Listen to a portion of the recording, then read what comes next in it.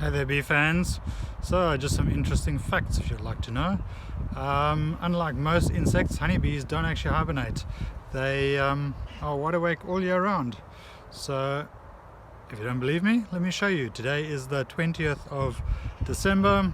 Most all other insects have now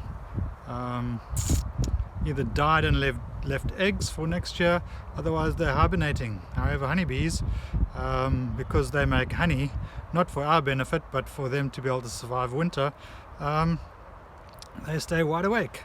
It's one of the big downfalls, but it's also what makes them so successful over such large areas of the globe.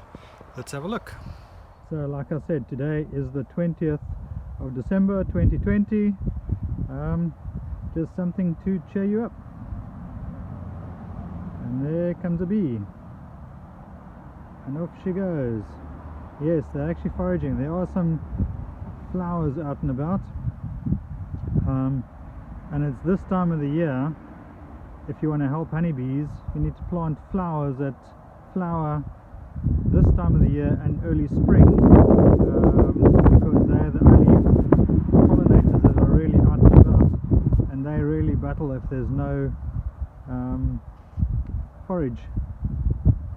So it's something to consider.